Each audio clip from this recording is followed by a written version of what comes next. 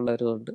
നമ്മുടെ സമൂഹത്തിൽ ഇന്ന് അതൊരു കൂടുതൽ എല്ലാ സമൂഹത്തിലും ഉണ്ട്. ചെറുതായൊരു വിഷയം വന്നാൽ പക്ഷെ നമ്മെ സംബന്ധിച്ചോളം വിശ്വാസികൾ എനിക്ക് തോന്നുന്നൊരു പ്രവാചക ദൗത്യം എന്ന് പറയുന്നത് നാഥാൻ പ്രവാചകൻ്റെ മാതൃക വലിയൊരു ശക്തിയാണ്. അത് വീണ്ടും സ്വീകരിക്കണമെന്നാണ്. നമ്മളിങ്ങനെ പുറത്തിറങ്ങി പറയുക എന്നുള്ളതിനേക്കാൾ ഉപരിയായിട്ട് തെറ്റാര് വന്നാലും അത് മാർപ്പാപ്പയോ മെത്രാപ്പൊലീത്തയോ പുരോഹിതനോ സന്യാസിയോ ആരും ആയിക്കോട്ടെ, ആ വ്യക്തിയുടെ അടുത്ത് ചെന്ന് തെറ്റാണ് നാഥാൻ ചെയ്തതാണല്ലോ. ദാവീദിന്റെ അടുത്ത് എന്ന് പറഞ്ഞു ആ മനുഷ്യൻ നീ തന്നെ.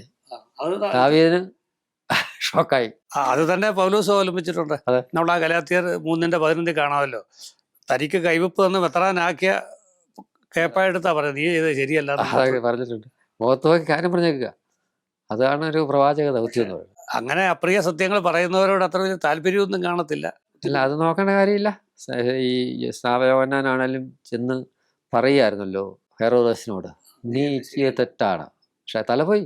പക്ഷേ യോഹന്നാന്റെ തല പോയെങ്കിലും യോഹന്നാൻ ഇന്നും ജീവിക്കും എന്ന് പറഞ്ഞ പോലെ നമുക്ക് ഈ സത്യം ഒരുപക്ഷെ ഒത്തിരി പീഡനങ്ങൾക്ക് കാരണമായാൽ പോലും അതാണ് യഥാർത്ഥത്തിലുള്ള പ്രവാചക ധർമ്മം എന്ന് പറയുന്നത്. നമ്മളല്ലാതെ ഒരാളെ ആക്രമിച്ചാൽ അത് തിന്മകളുടെ ശക്തികൾക്ക് കൂടുതൽ പ്രവർത്തിക്കാനായിട്ടുള്ളൊരു അവസരം കിട്ടുന്നൊരവസ്ഥ.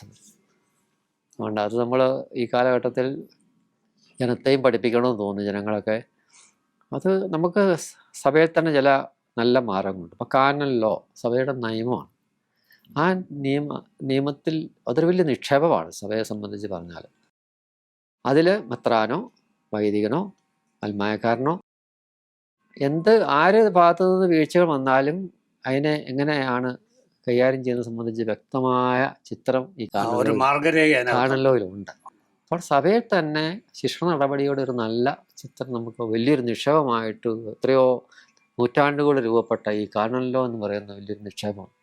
അപ്പം ആ മാർഗങ്ങളൊക്കെ അവലംബിക്കുമ്പോഴാണ് നമുക്ക് ആ സഭയുടെ ചൈതന്യത്തെ ഉൾക്കൊള്ളാൻ സാധിക്കുന്നത്. അല്ലെങ്കിൽ നമ്മൾ പുറത്തിറങ്ങി ഒത്തിരി കാര്യങ്ങൾ ചെയ്തു അല്ലെങ്കിൽ ബഹളം വെച്ചു ആ പോയിൽ പോകുന്നതിനേക്കാൾ ഉപരിയായിട്ട് സഭയിൽ തന്നെ അതിനുള്ള മാർഗമുണ്ട്. ഇപ്പം ഞാനൊരു തെറ്റ് ചെയ്താൽ മെത്രാനാണെങ്കിൽ ഒരു തെറ്റ് ചെയ്ത് കഴിഞ്ഞാൽ എന്നെ എന്ത് ചെയ്യണമെന്ന് സംബന്ധിച്ച് കാണാനല്ലോ കൃത്യമായിട്ട് പറയുന്നുണ്ട്.